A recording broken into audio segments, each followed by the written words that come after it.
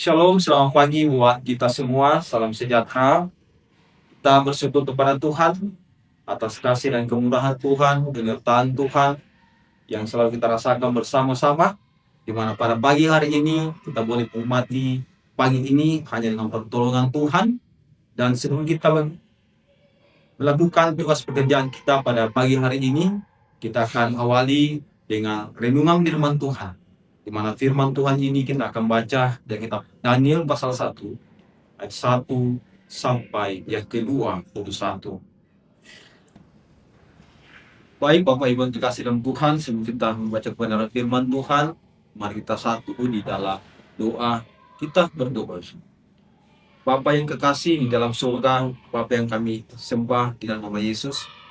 Pada pagi hari ini Tuhan, kami datang kepadamu mengucap syukur berterima kasih. Di mana pada pagi hari ini Tuhan, kami akan membaca dan merenungkan firman-Mu sebagai dasar kami untuk memulai aktivitas kami di dalam kehidupan kami pada pagi hari ini Tuhan. Kiranya Tuhan menyertai kami Tuhan, karena kami sudah siap untuk membaca firman-Mu. Hanya di dalam nama Yesus, Tuhan dan Juru Selamat kami. Haleluya. Amin. Kitab Daniel pasal 1 ayat 1 sampai ke-21, firman Tuhan berbunyi demikian. Pada tahun ketika pemerintahan Yehoiakim Raja Yehuda, datanglah Nebukadnezar Raja Babel ke Yerusalem dan mengepung kota itu. Tuhan menyerahkan Yehoiakim Raja Yehuda dan sebagian dari perlengkapan rumah Allah ke dalam tangannya, yang membawa semuanya itu ke tanah Sigear, ke rumah dewanya. Perlengkapan itu ditaruhnya dalam pembendaharaan dewanya. Raja bertitah kepada Aspenas, kepada kepala istananya, untuk membawa beberapa orang Israel yang berasal dari keturunan raja dan kaum bangsawan. Mereka itu orang muda yang tanpa cacat, berperawatan bagus, memahami berbagai hikmat, berpengetahuan banyak, mempunyai pengertian tentang ilmu, dan cakap untuk bekerja dalam istana raja. Mereka akan diajar sastra dan bahasa orang Kasdim. Raja menetapkan bagi mereka jatah setiap hari dari santapan raja dan dari anggur yang biasa diminumnya. Mereka harus dididik selama 3 tahun, dan sesudah itu mereka harus bekerja bagi raja. Di antara mereka itu ada Daniel, Hanaya, Misael, dan Asaria dari Bani Yehuda. Pemimpin pegawai istana itu memberi nama lain kepada mereka. Daniel dinamainya Belsasar, Hananya dinamainya Sadrak, Misael dinamainya Mesa, dan Asaria dinamainya Abednego. Daniel menekan untuk tidak menajiskan dirinya dengan santapan raja dan dengan anggur yang biasa diminum raja. Ia pun meminta kepada pemimpin pegawai istana agar diizinkan untuk tidak menajiskan dirinya. Daniel dikaruniai Allah kasih sayang dan kemurahan hati dari pemimpin pegawai istana itu. Tetapi pemimpin pegawai istana itu berkata kepada Daniel, "Aku takut kepada tuanku raja yang telah menetapkan makanan dan minuman. Bagaimanakah kalau ia melihat kamu tidak sehat? Para pemuda lain yang sebaya dengan kamu, karena kamu, aku bisa dihukum panjur oleh raja."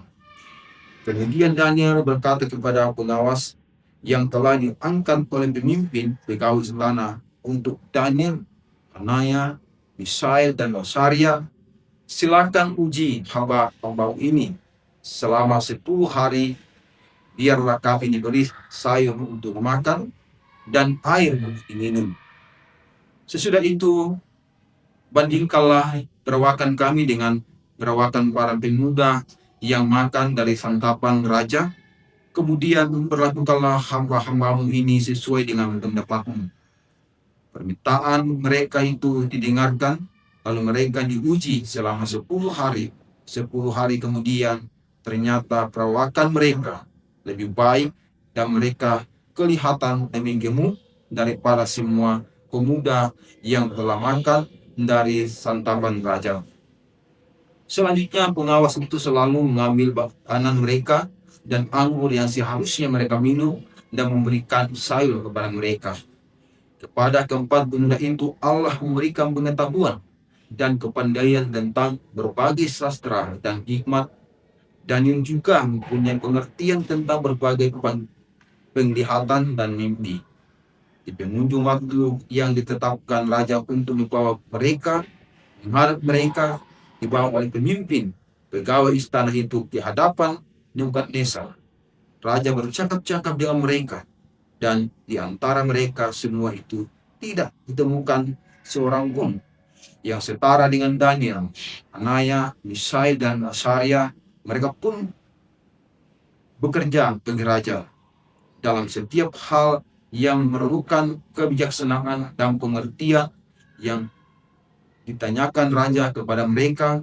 Didapatinya bahwa mereka 10 kali lebih cerdas daripada semua ahli atau ilmu gaib, dan semua itu tukang damdi di seluruh kerjaannya.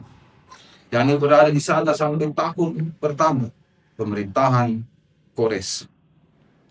Demikianlah kemenangan firman Tuhan, dan disebut berbahagia ialah mereka yang mendengarkan firman Tuhan dan melakukan firman di dalam setiap kehidupannya. Salam sejahtera buat kita semua, jemaat Tuhan. Semoga di pagi hari ini kita selalu dalam keadaan yang sehat. Itu semua karena kasih dan kemurahan Tuhan. Dan lewat renungan pada pagi hari ini, kita belajar dari satu tema, yaitu Tuhan yang hadir di tengah runtuhnya dunia. Kuang utong-tong maire lan kamas lan kasanggangan na lino. Saudara-saudara kekasih jemaat, di dalam bacaan kita yang kitab Daniel, kita belajar tentang bagaimana sosok Daniel bersama dengan ketiga sahabatnya, yaitu Sadrak, Mesak, dan Abednego, di bawah pemerintahan Nebukadnezar waktu itu. Daniel diperhadapkan dengan sebuah kondisi atau sebuah tekanan, di mana Daniel berada di daerah pembuangan yang mengalami banyak tekanan, banyak hambatan, tetapi dengan iman yang dimilikinya, Daniel bersama dengan ketiga sahabatnya tidak pernah goyah, tidak pernah takut, tapi dia tetap bersandar kepada Tuhan sampai milik kehidupan Daniel. Bapak Ibu jemaat yang dikasihi Tuhan, terkadang di dalam kehidupan yang kita hadapi pada saat ini, di mana pada dunia yang kita tempati sedang dalam keadaan yang tidak baik, di mana dunia pada saat ini begitu banyak mengalami tekanan, begitu banyak mengalami persoalan, problem. Kita sebagai orang yang percaya, kita sebagai orang yang beriman kepada Tuhan, tentu kita hadir untuk menjadi orang yang taat, patuh di dalam menjalani setiap kehidupan yang Tuhan karuniakan kepada kita. Manakala kita diperhadapkan dengan kondisi seperti yang Daniel alami bersama dengan ketiga sahabatnya, kita juga sebagai jemaat Tuhan yang percaya tidak goyah, tidak takut menghadapi semua problem itu. Tetapi kita harus kuat, kita harus meyakini kehidupan kita dan tetap percaya kepada Tuhan sampai milik hidup kita, bahwa walaupun kita merasa bahwa kehidupan ini sudah tidak berdaya lagi, walaupun kita dalam kehidupan kita merasa bahwa kita sudah menjauhi oleh orang-orang yang ada di sekitar kita, sama seperti yang dialami oleh seorang Daniel. Dia berkata bahwa di dalam hidupnya tidak ada lagi orang-orang yang ada kecuali sahabatnya itu. Tetapi dia tidak pernah goyah dari iman. Dia tidak pernah takut. Bahkan di dalam bacaan kita, di dalam Daniel pasal 1 ayat 1 ya, sampai 21 di ayat yang ke-8, Daniel bertekad untuk tidak menajiskan dirinya dengan santapan makanan yang disediakan oleh raja. Daniel merasa betul bahwa ia hidup di dalam iman yang berpegang teguh kepada Allah, dan dia tidak terpengaruh tentang apa yang disampaikan, yang diperintahkan oleh pengawal kepadanya. Karena raja di sini dikatakan dalam bacaan kita menyediakan makanan untuk Daniel yang ketiga sahabatnya untuk dimakan di setiap harinya. Tetapi Daniel bertekad, dikatakan tidak menajiskan dirinya dan tidak menerimanya itu.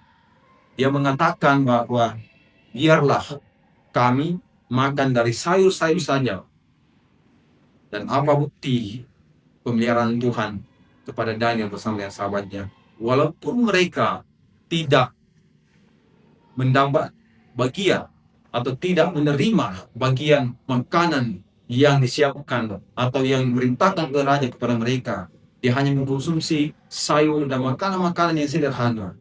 Tetapi di dalam kehidupan Daniel, bukti pemeliharaan Tuhan bahwa mereka dikatakan dia memiliki tubuh yang lebih paras berbanding dengan yang lainnya. Dia memiliki kecerdasan 10 kali lipat dibanding dengan pemuda lainnya. Walaupun tidak makan makanan yang disiapkan oleh pengawal lewat perintah raja pada waktu itu. Sama halnya jemaat Tuhan, di dalam kehidupan kita, di dalam perjalanan hidup kita di tengah-tengah dunia pada saat itu, kita kadang berhadapkan dengan sebuah pilihan. Kadang kita merasa bahwa pilihan yang kita pilih itulah yang terbaik, itulah yang tepat buat kita. Tetapi kita tidak menyadari bahwa pilihan Tuhan itulah yang tepat buat kita. Kita tidak menyadari bahwa apa yang Tuhan siapkan itulah yang terbaik buat kita. Mungkin secara manusia itu tidak tepat. Mungkin secara manusia itu mana mungkin. Tetapi Tuhan yang berperkara, Tuhan yang membuatnya menjadi yang baik buat kita. Jadi saudara yang terkasih di dalam Tuhan, jemaat Tuhan yang berbahagia pada pagi hari ini, di dalam menjalani kehidupan kita, kita harus berhikmat di dalam setiap memutuskan sesuatu, supaya apa yang kita putuskan, apa yang kita pilih tidak salah memilih, tetapi kita memilih sesuai dengan petunjuk Tuhan, sesuai dengan petunjuk bahwa itulah yang terbaik buat kita. Sama seperti si orang Daniel, walaupun disiapkan jatah dari raja untuk makanan yang lebih enak, yang lebih higienis menurut mereka, atau menurut raja, supaya mereka dalam artian raja ingin mereka ini memiliki kepintaran, memiliki kecerdasan. Tetapi Daniel tidak melakukannya itu. Daniel memilih hidup di dalam Tuhan, dan memilih makanan yang sederhana dengan iman yang berpegang teguh kepada Tuhan, dan bukti bahwa Daniel bersama dengan Sadrak, Mesak, dan Abednego memiliki kecerdasan 10 kali lipat dibanding dengan pemuda-pemuda yang lainnya. Oleh karena itu, Bapak Ibu terkasih di dalam Tuhan, lewat perenungan kita pada saat ini, kita diajar Tuhan untuk selalu bertekun, berpengharapan, walaupun kita berada di tengah-tengah dunia yang saat ini sedang mengalami masalah, sedang mengalami problem. Kita tahu dunia saat ini begitu banyak kejadian-kejadian, begitu banyak fenomena-fenomena yang terjadi yang membuat iman kita sebagai orang percaya kepada Tuhan goyah, yang membuat iman kita yang percaya kepada Tuhan menjadi takut.